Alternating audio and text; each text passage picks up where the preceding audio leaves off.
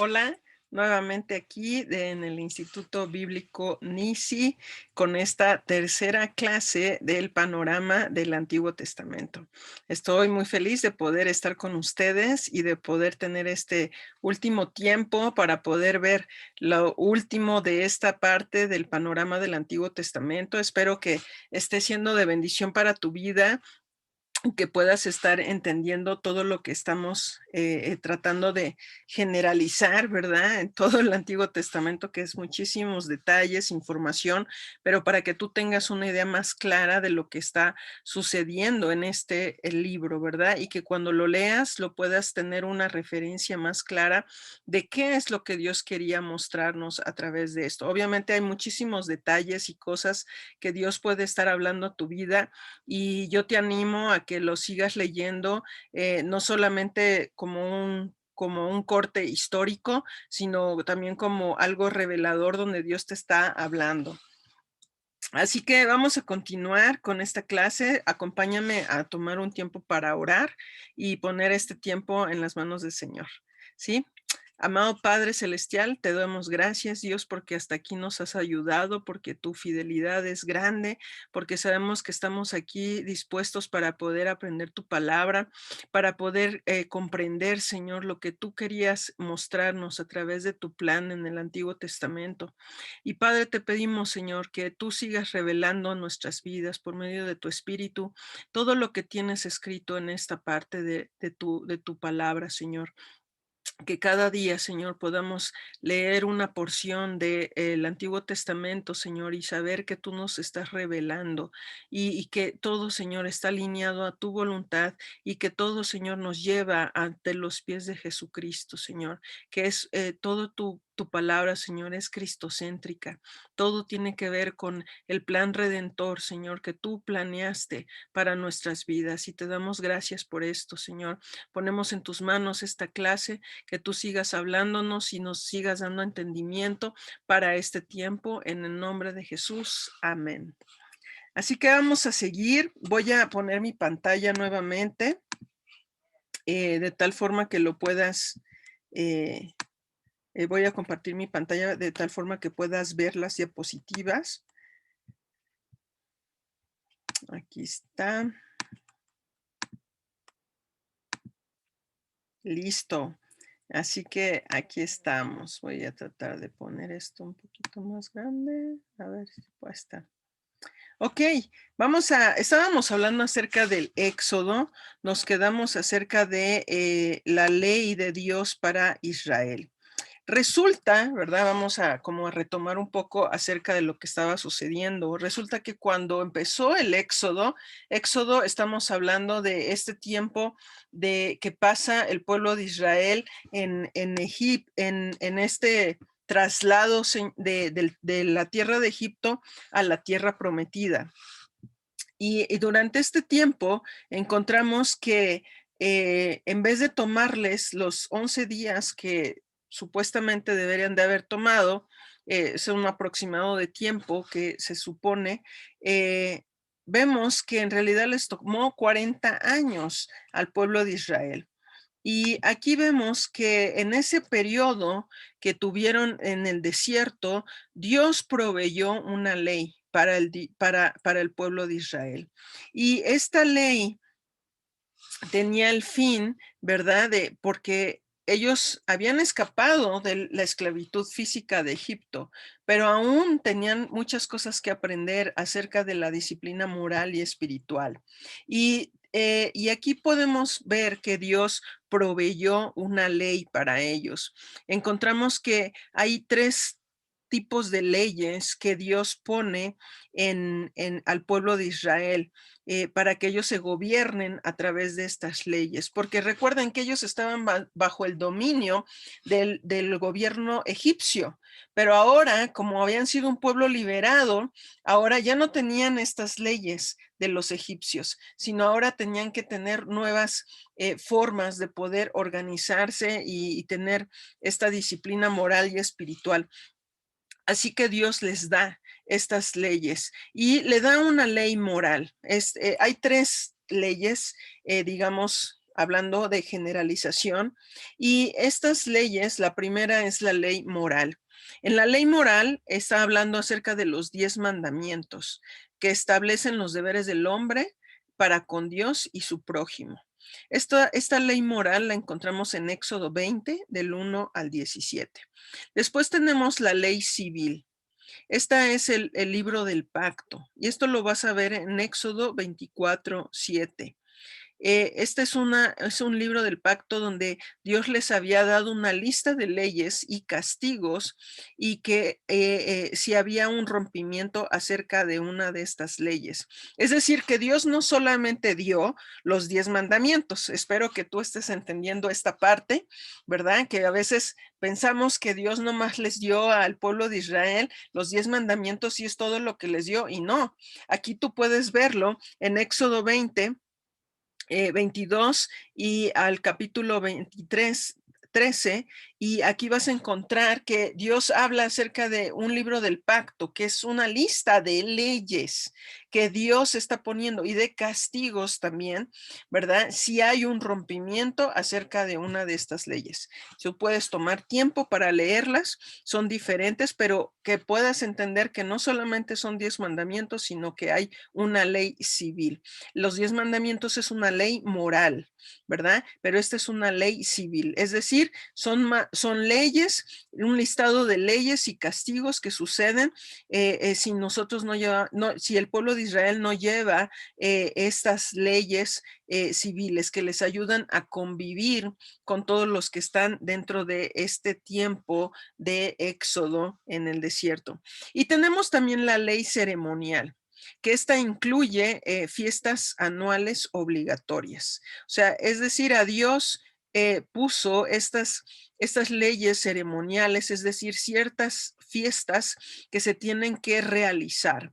Y esto lo encontramos en Éxodo 23, del 14 al 19. Así que vemos aquí cómo Dios está poniendo este tipo de leyes para que el pueblo de Israel se pueda regir y pueda tener una disciplina en lo moral y en lo espiritual. Junto con en este periodo del Éxodo, junto con estas leyes, también Dios provee una cosa muy importante que surge cuando están teniendo este tiempo de 40 años en el desierto, y es el tabernáculo.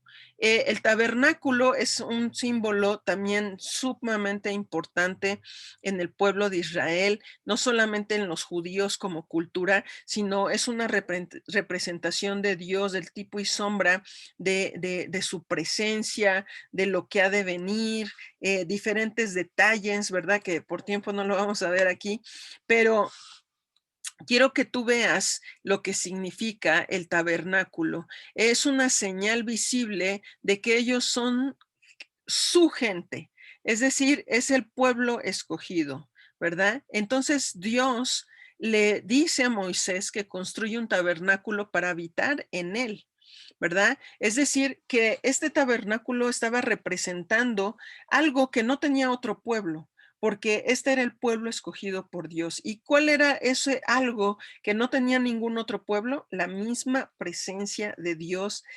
que estaba con ellos. Y es por eso que Dios le pide a Moisés que construya este tabernáculo para que él pueda habitar ahí. Y dice en Éxodo 28, aquí puedes encontrar donde Moisés estuvo 40 días recibiendo el plan, ¿verdad? De parte de Dios para construir el tabernáculo. Y recuerda que este tabernáculo era movible, ¿verdad? Porque estamos hablando que el pueblo de Israel estaba en movimiento, porque estaba tratando de llegar a la tierra prometida. Y, aquí podemos ver que el tabernáculo fue un lugar donde la presencia de Dios estaba presente, ¿verdad? Donde podías ir, interceder y renovar el pacto y recordar el pacto que Dios había hecho con Abraham, ¿verdad? Con los patriarcas. Y esto lo encontramos en Éxodo 32 hasta el capítulo 34. La ley había sido rota por la adoración a un becerro de oro. ¿Se recuerdan? Cuando estaban Dios le había dado los 10 mandamientos a Moisés, él había subido a un monte y después cuando regresó el pueblo de Israel había ya hecho un becerro de oro y empezaron a adorarlo. ¿Por qué? Porque era lo que habían vivido en Egipto. Y eso era lo que ellos estaban rigiendo a través de esto. Por eso es que Dios da las leyes, ¿verdad? De Israel y después les da este tabernáculo para que ellos tengan donde ir delante de Dios y que la presencia de Dios esté en este lugar. Después vemos que en este tabernáculo había una señal específica de que la presencia de Dios estaba allí. Era una nube, una señal visible. Y aquí en esta nube encontramos que estaba la presencia de Dios y estaba esta nube justamente descansando en el tabernáculo. ¿Y qué significaba esto? Que la gloria de Dios estaba llenando este lugar. Y esto lo puedes leer tú en Éxodo 40, del 34 al 38. Y esto sucedió por 300 años. Este tabernáculo, ¿verdad? No estoy hablando del tiempo del Éxodo, sino este tabernáculo se mantuvo como ya una costumbre, como parte de la cultura, como parte del vivir del pueblo de Israel por 300 años, hasta que fue reemplazado este tabernáculo por el templo de Salomón. ¿Sí? Este tabernáculo fue el centro de adoración de la nación. Y aquí tú puedes ver, si puedes ver en la pantalla, puse una foto, ¿verdad? De algo como lo que se piensa que fue más real de ese tiempo. Como te digo, era movible, era un tipo tienda, pero tenía ciertas cosas específicas, ¿verdad? Te digo, Moisés había tardado 40 días en recibir el plan porque Dios es exacto, Dios le daba hasta punto y coma, ¿verdad? Y cuántos clavos y cuánto de qué color y de qué tamaño y todos los detalles específicos de cómo debía de ser este lugar. Y aquí tú puedes ver un plano, ¿verdad? De cómo era este lugar. Había un atrio donde podía entrar solamente ciertos sacerdotes y después tenemos el altar de bronce, que era donde se hacían los sacrificios, ¿verdad? Y después se llevaba, hay una fuente de bronce aquí también que es parte del tabernáculo, y después entrabas ya al lugar santo y tenías también el lugar santísimo. En el lugar santísimo es donde se encontraba el arca y el propiciatorio, ¿verdad? En el lugar santo es donde había la mesa de panes, el altar de incienso y el candelero de oro, y lo que dividía entre el lugar santo y el lugar santísimo era un velo, ¿verdad? Que también vemos que esto habla también en Jesús sobre esto cuando él resucitó. Y todo esto es un tipo y sombra de Jesús y de lo que él vino a hacer, de su plan redentor. Así que este tabernáculo es muy, muy importante dentro del pueblo judío. Dentro de este templo de tabernáculo había adoración. La gente, solo gente específica que había sido escogida, ¿verdad? Como sacerdote podía entrar a este lugar, ¿sí? Y la gente era instruida para adorar a Dios en este tabernáculo. En el libro de Levítico, ¿verdad? Estamos hablando del Antiguo Testamento, puedes ver estas leyes y servicios que los sacerdotes levitas tenían que hacer. ¿Y cuáles eran los propósitos de estos leyes y servicios que tenían que hacer? Si quieres anotar, la santidad era una de las claves, ¿verdad? En Levítico 19:2 podemos ver esta parte. Después tenemos que era la vía de acceso a Dios, era a través del sacrificio. Ya hablamos acerca de esto. Aquí en este lugar había un lugar donde se podía hacer este sacrificio, ¿verdad? En el altar de bronce, en el atrio. Y después tenemos la manera de comunión de mantener una comunión con Dios. Este tabernáculo ayudaba a través de esta adoración que hacían en este lugar a poder mantener una comunión con Dios. Esto lo encontramos en Levítico 17 al capítulo, del capítulo 17 al 27. Y después encontramos que en este libro de Levítico revela que el hombre debe tener toda deshonra removida antes de alcanzar y tener comunión con Dios. Es decir, que había un sacerdote que podía entrar una vez al año, ¿verdad? Y que tenía que él primero sacrificar un cordero por todos sus pecados y después presentaba otro por todos los pecados del pueblo. Y si esta persona no había hecho eso o había pecado, eh, prácticamente no podían alcanzar el perdón de los pecados del hombre y por lo tanto no podía haber una comunión con Dios. Obviamente sabemos que esto fue en el Antiguo Testamento, pero se quedó como un ejemplo y que ahora nosotros bajo la gracia y el poder de la misericordia de Dios en nuestras vidas, podemos ir delante del trono de la gracia y podemos acercarnos a Dios Todopoderoso porque hemos sido justificados por medio de Cristo Jesús. Y eso es un gran regalo. Durante este tiempo de el Éxodo, llegó un tiempo que podemos encontrar en el libro de Números, donde vemos que van del monte Sinaí al río Jordán, es decir, otra vez para poder llegar a, a la tierra prometida. Ellos querían, el pueblo de Israel quería llegar a la tierra prometida. Y aquí vemos diferentes situaciones que viven el pueblo de Israel, y una de las principales, más importantes que podemos encontrar es cuando Israel quiere enviar a los 12 espías y Dios los envía, ¿verdad? Y vemos que 10 de estos espías vuelven con un mal reporte. Esto lo encontramos en Números 13, 26 al 33. Y eran 12 espías, pero 10 vinieron con un mal reporte. Y dos, que es Josué y Caleb, vinieron con un buen informe. Esto lo encontramos en Números 14, del 6 al 9. Y lamentablemente vemos que en esta historia la gente cree el mal reporte de los 10 espías. Esto lo vemos en Números 14, 10. Y, y por tal razón, ¿verdad? Dios castiga la incredulidad del pueblo de Israel y es la razón por la que vagan y les toma 40 años llegar al a la tierra prometida.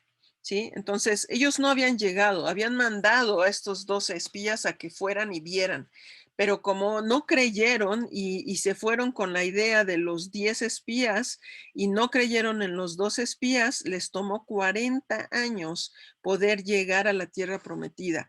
Y aquí vemos un ejemplo de cómo Dios quiere que nosotros creamos. Cuando Él dice algo y Él promete algo, debemos de creer que Él va delante de nosotros, porque aquí los 10 espías se fueron por lo que vieron, ¿verdad? Y se asustaron, pero sin embargo Dios estaba queriendo que ellos pudieran confiar en lo que Dios podía hacer. Y suceden diferentes situaciones durante este tiempo. Vemos aquí que en Números 20, Moisés no puede eh, eh, pierde la promesa de poder entrar a la tierra prometida a causa de haber perdido la confianza en Dios. Y toda la gente que estaba con él y que perdió la confianza en Dios, también perdió la oportunidad de entrar a la tierra prometida. En Números 20 vemos que ya se están acercando a Canaán. Y aquí vemos también que sucede una situación de la serpiente de bronce, donde es un tipo de Cristo, ¿verdad? La gente se empieza a enfermar y en Números 21 encontramos cómo Dios provee un símbolo, ¿verdad? De esta serpiente de bronce y es un tipo de Cristo, que Él es el sanador. Posteriormente, en el Números 22, vemos cómo Balac, el rey, le pide que maldiga al pueblo por medio de Balaam, por medio de dádivas, ¿verdad? Entonces este rey quería maldecir al pueblo de Dios, pero Dios no lo permitió, ¿verdad? Vemos que la generación de esta generación nueva de Israel, porque 40 años es toda una generación, y esta generación sigue creciendo, o sea, seguía aumentando en número. En Números 26, del 1 al 65, vemos cómo esto está sucediendo. Y en Números 27 ya comenzamos a ver cómo Dios empieza a preparar a Moisés para su muerte y es reemplazado por Josué, ¿verdad? Uno de los 12 espías. Y en el Números 27, del 1 al capítulo 36, vemos que ya están preparándose para entrar a la tierra prometida. Y es muy interesante ver cómo Dios está mostrando el camino, pero suceden diferentes circunstancias durante todo este tiempo y llega al tiempo de llegar a la tierra prometida, casi llegar a la tierra prometida. Y aquí vemos que Moisés da algunos últimos mensajes al pueblo de Israel. Y esto lo podemos ver en Deuteronomio 1:4. Este es un primer mensaje que da Moisés. Después hay un segundo mensaje en Deuteronomio 5:26 y un tercer mensaje en Deuteronomio 27:30 y en Deuteronomio 31 al 34. Y aquí Dios le muestra a Moisés la tierra prometida y le da una visión completa en el capítulo 34 del 1 al 4. Moisés muere y fue enterrado a la edad de 120 años en este mismo capítulo de Deuteronomio 34. Y Josué se vuelve sucesor, toma el lugar de Moisés. En el Deuteronomio 34:9 podemos ver esto. Y continúa la historia, ¿verdad?, del Antiguo Testamento. Y esta parte es muy interesante, los escogidos por Dios. ¿Por qué Dios escogió al pueblo de Israel? ¿Por qué no escogió a otro pueblo? Y para eso me gustaría que fuéramos a Deuteronomio 7:6. Deuteronomio 7:6.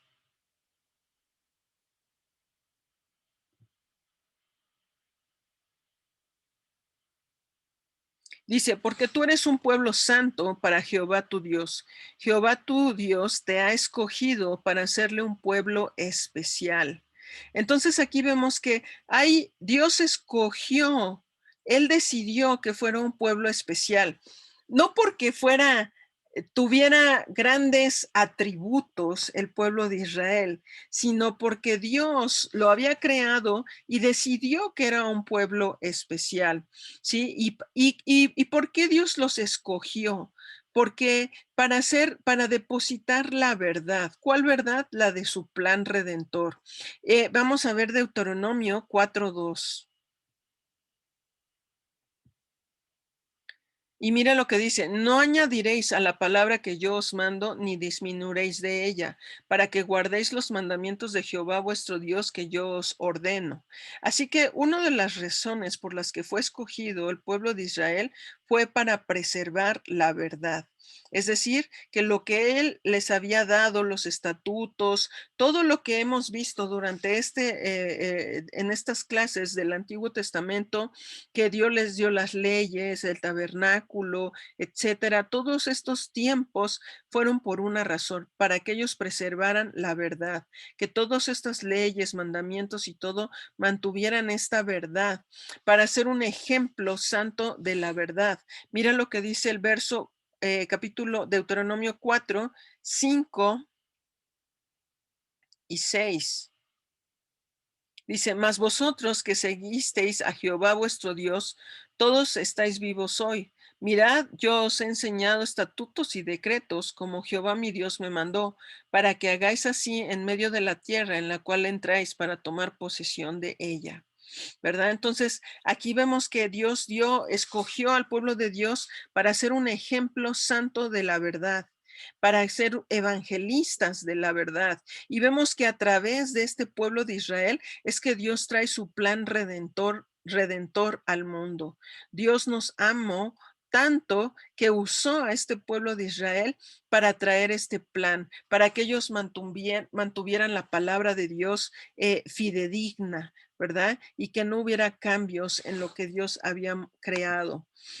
También vemos aquí en este tiempo del Antiguo Testamento la tierra prometida, ¿verdad? Si vemos la línea de vida o la línea histórica, encontramos que al fin llegaron. Después del Éxodo llegaron a la tierra prometida. Israel está ubicado o Canaán en este tiempo está ubicado entre tres continentes, África, Asia y Europa. Es decir, que es un punto clave de transporte y de comunicación. Y Dios sabía esto. Y en Hechos 2.5 podemos ver esto, que este era un lugar clave. Por eso es tan importante este punto, porque es como la puerta para tres continentes.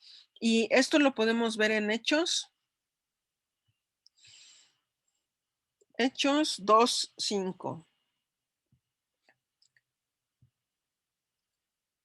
Dice, al oír, no, ya 2.5. Hechos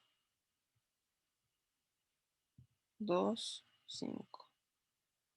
Dice, moraban entonces en Jerusalén, ¿verdad? Ahora Canaán se volvió Jerusalén, ¿verdad? En la tierra prometida, varones piadosos de todas las naciones bajo el cielo. O sea, de todas las naciones bajo el cielo. Es decir, que este lugar se volvió un lugar donde había de todas las naciones bajo el cielo. Había de todo tipo de personas en este lugar. Por eso es que era un lugar clave, era la tierra prometida, porque es un punto clave de poder llevar un lugar estratégico para poder llevar el evangelio, ¿verdad? Es decir, por eso escogió Dios este punto, porque ahí había de todas las naciones, dice la palabra, y era el punto clave para poder llevar el evangelio de salvación, del plan redentor de Jesucristo a toda esa gente que se había expandido y se había ido por diferentes lugares de la Torre de Babel. Y aquí empezamos a ver el plan redentor de Dios. Israel posee entonces la tierra prometida. Muere Moisés y se queda Josué. ¿Y qué significa la palabra Josué? Significa el Señor que salva. Es decir, aquí vemos otro tipo y sombra de Jesús, ¿verdad? Este libro de Josué es un libro de victoria. Es un libro que encontramos en el Antiguo Testamento. Y aquí vemos que Josué había nacido en Egipto. Vino a ser un siervo de Moisés, se volvió la mano derecha de Moisés. Fue un gran comandante militar. Esto lo puedes encontrar en Génesis 17, del 9 al 13, donde vemos que Josué era un comandante militar, ¿verdad? Y después aquí vemos que fue recibida la ley de Moisés. Y cuando fue recibida esta ley, Josué estaba ahí. Josué fue uno de esos 12 espías y uno de los dos sí aceptó y creyó en el buen reporte, que podían tomar la tierra. Y después se volvió el líder del pueblo de Israel. En Josué 1, del 1 al 2, vemos esto. Y hay una clave que encontramos en el libro de Josué acerca de cuál fue la llave del éxito de Josué. Y es Josué 1, 8 al 9, ¿verdad? Y yo creo que te lo sabes de memoria, Josué 1, 8 al 9, donde vemos que dice que este libro no sea parte de ti, sino que de día y de noche, ¿verdad? Nunca se apartará de tu boca este libro de la ley, sino que de día y de noche meditarás en él, para que guardes y hagas conforme a todo lo que está en el escrito, porque entonces harás prosperar tu camino y todo te saldrá bien. Mira que te mando, que te esfuerces, que seas valiente, no temas ni desmayes, porque Jehová tu Dios estará contigo en donde quiera que vayas. Así que a través de esta promesa es que el pueblo de Israel posee la tierra. Y Josué fue fiel hasta el final. Esto lo vemos en Josué 24:15, que dice que él se mantuvo firme en este tiempo. Y aquí vemos este tiempo de Josué en esta línea de tiempo, de cómo Josué empezó, ¿verdad? En 1405 antes de Cristo y después empezó entraron a la tierra prometida o Canaán, y posteriormente cuando ya se establecieron en la tierra prometida, ¿verdad? En Jerusalén, ahora empezó la tiempo o un periodo de los jueces. Y ese es el periodo que vamos a ver ahora, el periodo de los jueces. Y el periodo de los jueces fue un tiempo donde parecía que el pueblo de Israel estaba como perdido. Es decir, habían sido tribus que se habían separado y habían ido por sus propios caminos y adoptaron diferentes culturas, lenguajes y religiones. Y vemos que aquí Dios pone a estos jueces para gobernar. Así que encontramos en esta línea de tiempo, aquí lo podemos ver, que son los jueces, comienza la era de los jueces, ¿verdad? Y hay diferentes jueces que se encuentran en este tiempo. ¿Y qué era lo que hacían estos jueces? ¿O qué sucedió durante este tiempo de los jueces? Este tiempo de los jueces duró alrededor de 400 años más o menos. Y durante estos 400 años hubo 6 apostasías, 6 periodos de esclavitud, 6 oraciones por liberación, 6 liberaciones por Dios, y en cada ciclo el Señor levantó a un juez, es decir, a una persona como gobernante que ayudara al pueblo a salir adelante. Y este juez era como un libertador que ayudaba a reunir a las tribus, ¿verdad? Y tener resistencia contra sus opresores. Dentro de estos 12 jueces, que son los más importantes, hay algunos que destacan más. Solo los voy a mencionar. Uno de ellos es Otoniel, que lo encuentras en Jueces 3:9. Otro, Ahoz, que es un juez que encontramos en Jueces 3:15. También tenemos a Débora y Barak, que fueron también jueces. Es decir, recuerda, son jueces o libertadores que ayudaron a resistir a los opresores que querían venir contra el pueblo de Israel. Esto lo encontramos, Débora y Barak, en Jueces 4, del 4 al 5. También Gedeón fue un juez. Esto está en Jueces 6:11. Tenemos a Jefté en Jueces 11:1. Y por último tenemos a Sansón, otro juez, ¿verdad? Del capítulo 13 al 24 en Jueces 13:24. Y aquí es interesante porque yo no sabía, ¿verdad? Estoy ahorita con ustedes también aprendiendo cosas nuevas. Siempre tenemos que tener esta posición de aprender. Y yo no sabía que Sansón era uno de estos jueces, ¿verdad? Pero ahora tiene sentido porque él fue un libertador. ¿Verdad? Cuando estaba siendo oprimido por todas estas culturas y raíces del mundo, ¿verdad? Y Sansón vino y libertó de todo esto que estaba pasando. Aquí vemos que en aquella época, dice Jueces 21:25, no había rey en Israel, cada uno hacía lo que le parecía mejor. Por eso es que hubo estos jueces que Dios puso, pero no había reyes, sino este juez solamente había estado como con una posición de apoyo, pero no era el que tenía la autoridad. Así que a partir de aquí viene una siguiente etapa dentro del Antiguo Testamento, que es el periodo del Reino Unido. En este Reino Unido es un reino unificado, es decir, todo el pueblo de Israel, ¿verdad? Estaba unido. El último juez que hubo fue Samuel, y bajo su liderazgo de Samuel fue que empezó la unidad de la nación. Y en este periodo de unidad duró 120 años aproximadamente, donde Israel fue una nación, ¿verdad? Ya se consolidó como una unidad, como un solo, bajo el reinado de 3 reyes, que vamos a ver a continuación. Cada uno de estos reyes reinó durante 40 años. Y tenemos aquí esta línea de tiempo, ¿verdad? Eh, donde encontramos que están los jueces, y puedes ver aquí, voy a señalar, están los jueces, el último está Sansón y después viene Samuel, y a partir de ahí viene en el año 1043 antes de Cristo, encontramos al primer rey, Saúl. Vamos a y posteriormente David y Salomón.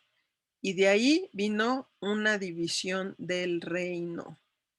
Así que vamos a ir poco a poco. Nos vamos primero a comprender un poco más acerca de lo que sucedió con el rey Saúl. Resulta que los jueces, ¿verdad? Samuel fue el último, pero Samuel ya estaba siendo viejo, se estaba volviendo viejo, entonces ya no podía liderar de la misma forma. Esto lo encontramos en Primera de Samuel 8. Así que es por la razón que comienza esta nueva etapa que Dios pone y dirige a que se unjan a los reyes. Y el primero de ellos fue el rey Saúl, el primer rey de Israel. Él fue escogido, esto lo encontramos en Primera de Samuel 9, capítulo 9 al 10. Después vemos que tiene diferentes victorias en el capítulo 11 de Primera de Samuel, pero también tiene los primeros fracasos. Él se enorgullece de lo que está haciendo, del poder que tiene, y empieza a tener sus primeros fracasos, empieza a tener su incredulidad y desobediencia a Dios. Esto lo vemos en 1 Samuel 13, del 1 al 10, y después vemos cómo él rechaza a Dios en 1 Samuel 13, del 11 al 15. Es decir, ya se siente autosuficiente. Y después vemos su segundo fracaso en 1 Samuel 15, del 1 al 31. Y bueno, no lo vemos por cuestión de tiempo, pero este es como muy general lo que sucede. Es decir, Saúl es ungido, ¿verdad? Como rey, es el primer rey, empieza a tener victorias, victorias, victorias, empieza a fracasos, empieza a desobedecer y a tener incredulidad, empieza a rechazar a Dios, y posteriormente viene su fracaso final.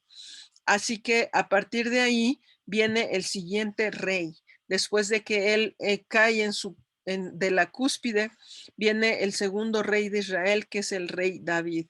Él fue ungido por Samuel, ¿verdad? Con este juez. Y cuando Saúl era un rey, esto lo vemos en 1 Samuel 16, 1 al 3. Y vemos cómo aquí comienza la historia de David con Goliat en 1 Samuel 17, del 1 al 58. Y después, cuando ya es ungido, ¿verdad? Y empieza a ver eh, eh, eh, esta posición de gracia y de poder que Dios le empieza a mostrarse en la vida de David, empieza a tener persecuciones y David empieza a huir. Esto lo vemos en 1 Samuel 18 al capítulo 30. Ahí en el capítulo 31 de 1 Samuel muere Saúl y se reina y se corona rey de Judá por 7 años y medio. Y esto lo vemos en segunda de Samuel 1 al 4. Y después vemos que aquí David es rey por 33 años sobre el pueblo de Israel. en 2 de Samuel 5 vemos esto. Y después viene el gran pecado de David, el adulterio y el asesinato, ¿verdad? Por andar mirando por donde no debe. Después, aquí esto lo ves, lo puedes encontrar en 2 de Samuel 11, del 1 al 27, y aquí vemos que el profeta Natán denuncia su pecado, ¿verdad? O sea, es expuesto en 2 de Samuel capítulo 12, y hay consecuencias de este pecado. Y el bebé recién nacido muere en 2 de Samuel 12, 15 al 19, y su hijo Amnón viola a su media hermana Tamar. O sea que empieza la decadencia de este rey de David. A pesar de que es considerado un rey conforme al corazón de Dios, vemos que hay una etapa dentro de su vida donde no hace las cosas correctamente, ¿verdad? Él deja entrar este pecado a su vida y de ahí empieza a declinar, a declinar, a declinar. Encontramos que Absalón mata a Amnón, ¿verdad? Porque había violado a su hermana Tamar. En 2 de Samuel 13, del 22 al 29, puedes ver esta parte. David destierra a su hijo Absalón por haber matado a su otro hermano.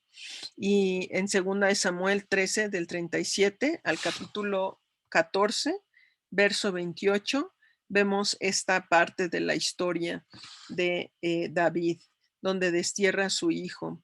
Y ahí viene una confrontación donde Absalón derroca al rey David en el capítulo 15 de 2 de Samuel hasta el capítulo 17. Y ahí Absalón es matado en el capítulo 18 de 2 de Samuel. Y David es restablecido como rey, porque es lo que había mandado Dios. Así que aquí viene otro hijo, Adonías, que trata de conspirar en contra de su padre David cuando ya él es viejo y es ejecutado. Esto lo vemos en Primera de Reyes 1:5. Hay un sitio para el templo, es comprado y preparado. Aquí David le encarga a su hijo Salomón la construcción del templo, y esto ya lo encontramos en Primera de Crónicas 21:18 hasta el capítulo 22. Y David se hace rey. David hace rey a Salomón, es decir, le da su legado de reinado, y lo encontramos en Primera de Reyes 1:28. David muere a los 70 años. En Primera de Reyes 2 podemos encontrar esta parte. Y aquí recordemos que David escribe 73 de los salmos, porque fue un hombre conforme al corazón de Dios. Él nunca se apartó de Dios para ir con los ídolos. Entonces, esto es interesante porque aunque cometió errores, siempre iba a Dios, nunca se fue hacia otros dioses. Y yo creo que eso es parte del corazón de Dios, ¿verdad? No ir a otros dioses, no poner a otros en el lugar que le pertenece a Dios, que es el primer lugar de Dios, el primer lugar en tu vida. Dios debe estar en el primer lugar en tu vida antes que cualquier cosa o persona o circunstancia. Así que este es un buen ejemplo. Y de ahí vamos con el tercer rey que existe en este periodo de monarquía, que es el rey Salomón, hijo de David. Él amaba al Señor, ¿verdad? Al principio, en Primera de Reyes 3 lo vemos, tenía una sabiduría muy peculiar, única, podríamos decir que, porque la misma Biblia lo dice, que nadie tendría este tipo de sabiduría como la que tuvo Salomón, ¿verdad? Para gobernar el pueblo de Dios. Esto lo vemos en Primera de Reyes 3, 5 al 8. Y aquí Salomón es el que construye el templo en 7 años. ¿Se recuerdan que había un tabernáculo, verdad? Y dijimos que después, ahora, en el tiempo de la monarquía, es cuando viene el tiempo de poner el templo, de construir el templo que hace Salomón. Y dedica este templo en el capítulo 8 de Primera de Reyes, y aquí él entiende por qué Dios levantó al pueblo de Israel en Primera de Reyes 8, del 56 al 61. Y él construye, Salomón, un palacio muy hermoso con el templo, y dura 13 años en terminarlo. Esto vemos en Primera de Reyes 7. Años antes, Dios ya había establecido leyes con respecto al reino que estaría en la tierra prometida. Esto lo vemos en Deuteronomios 17. Durante su gobierno, Salomón falló al desobedecer la palabra de Dios en 6 formas. Una, multiplicando plata y oro. En Primera de Reyes 10 vemos esto. Después falla al desobedecer la palabra de Dios al multiplicar caballos, infringiendo lo que estaba dicho en Deuteronomio 17 al 16. También infringe lo que Dios había puesto cuando multiplica las esposas que tiene en Deuteronomio 17, 17. O sea, va en contra de lo que Dios ya había establecido para el gobierno.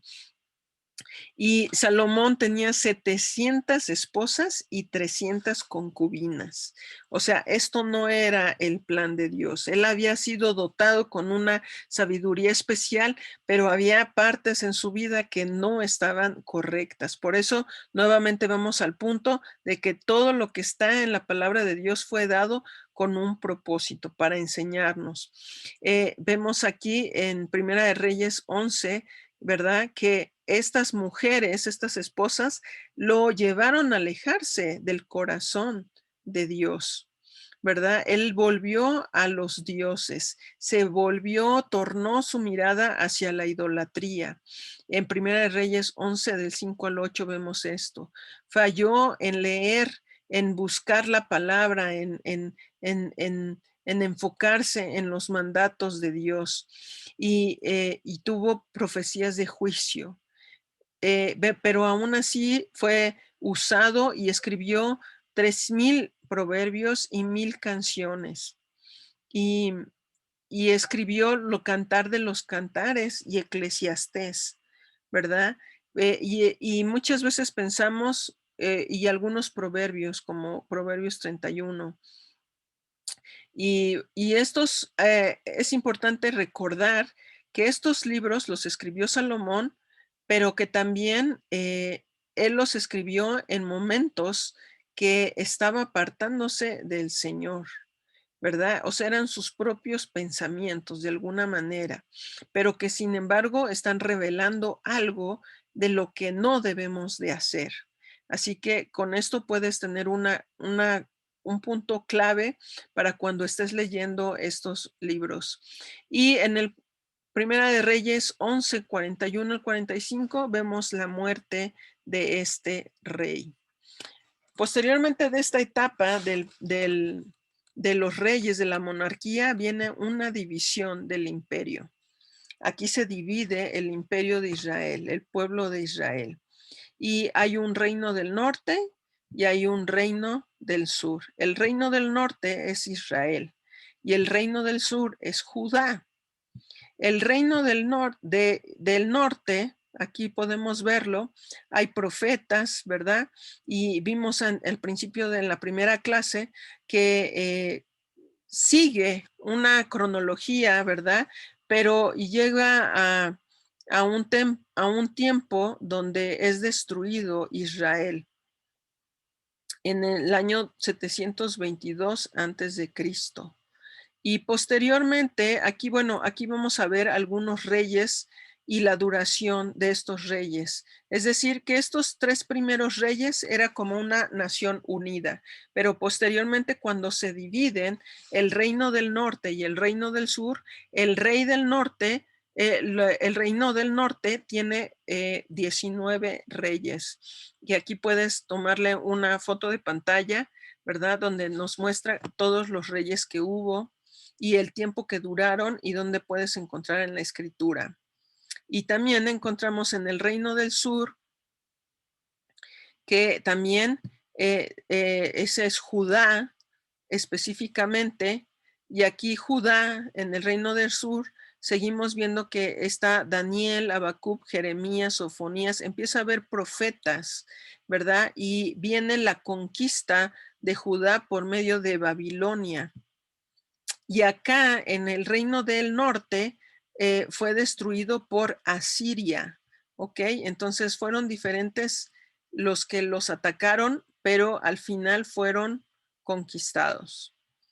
Y en este tiempo vemos que cuando son conquistados por Babilonia, el pueblo del reino del sur o Judá, en este tiempo es cuando recuerdan a Daniel, aquí podemos ver, ¿verdad? Que es llevado, él es del pueblo de Israel y es llevado a Babilonia para vivir ahí conforme a los preceptos de este lugar.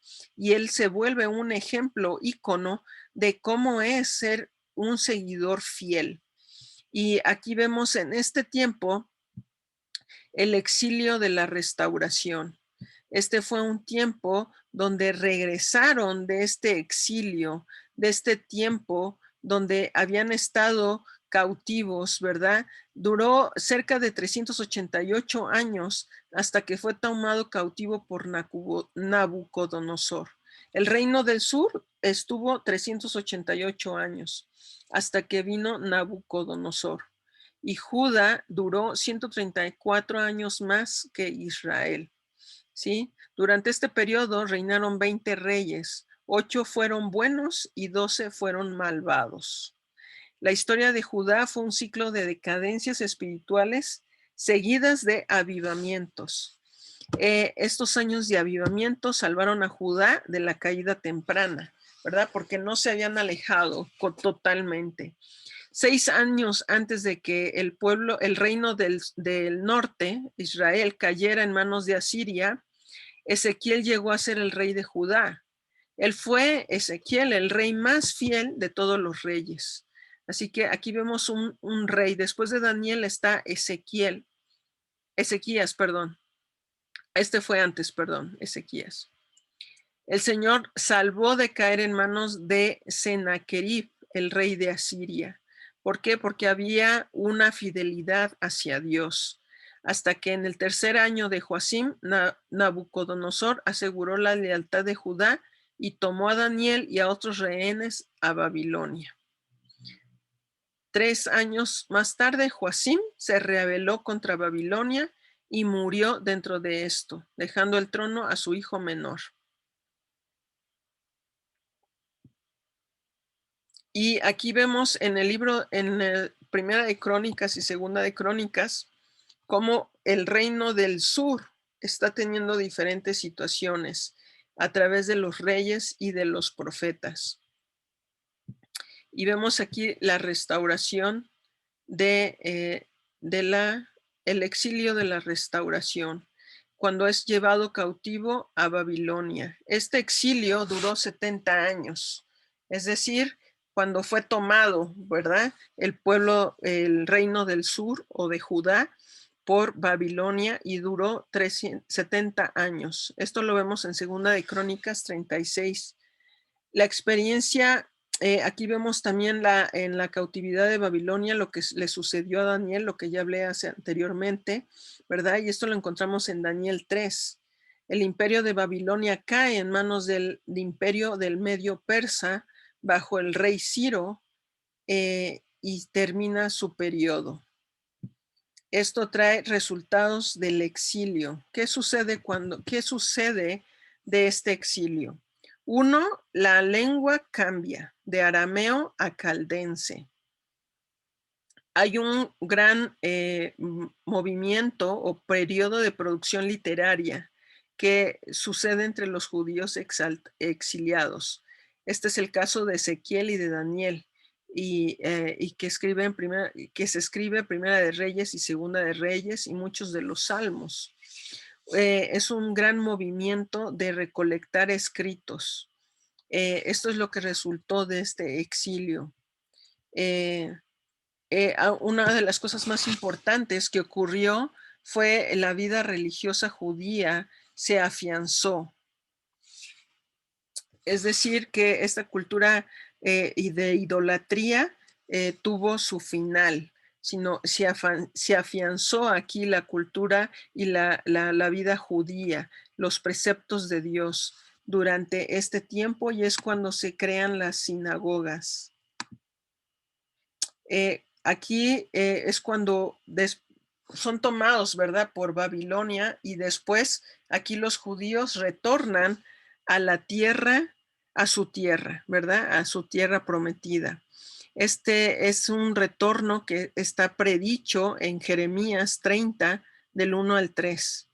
Y aquí estaba reinando el rey Ciro y recibió órdenes de Dios para reconstruir el templo de Jerusalén. Y es reconstruido el templo de Jerusalén.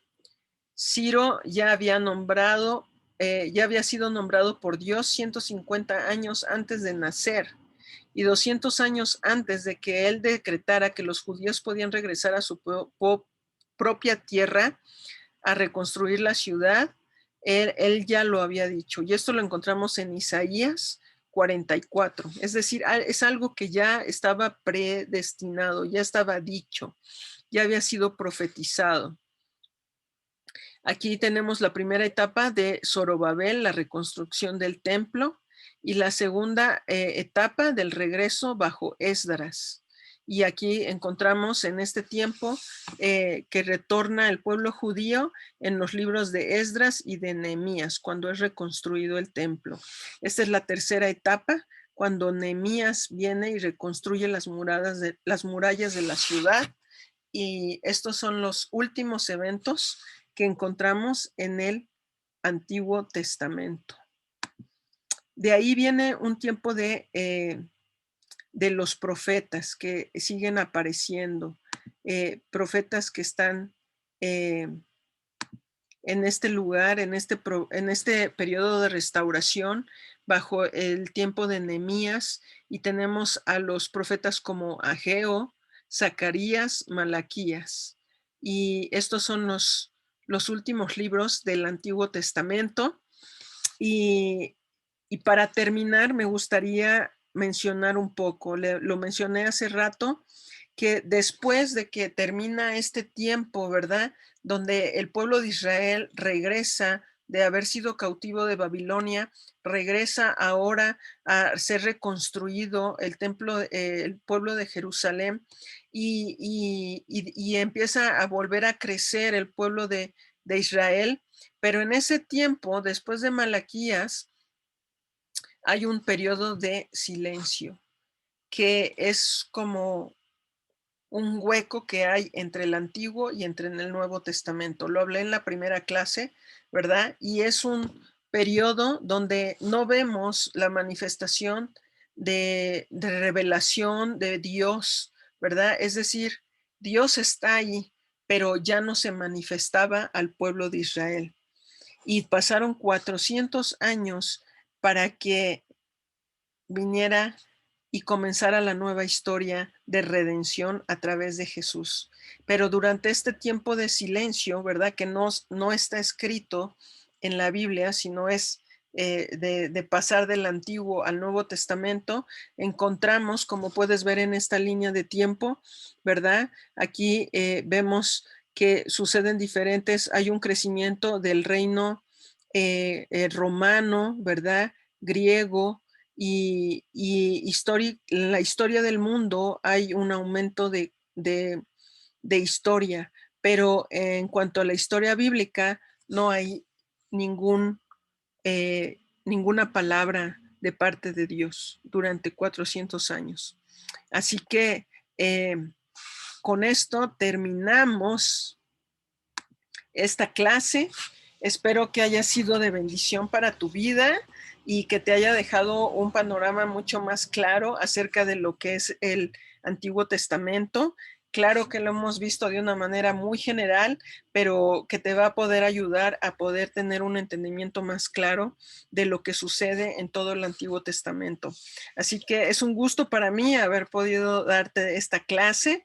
Espero que seas bendecido, que sigas firme en la palabra, creyendo lo que Dios tiene para tu vida, y que sepas que Dios te puede revelar su plan a través también del Antiguo Testamento, porque siempre va a mirar imitar a Jesús. Que Dios te bendiga, sigue adelante, échale muchas ganas y nos vemos pronto. Bendiciones.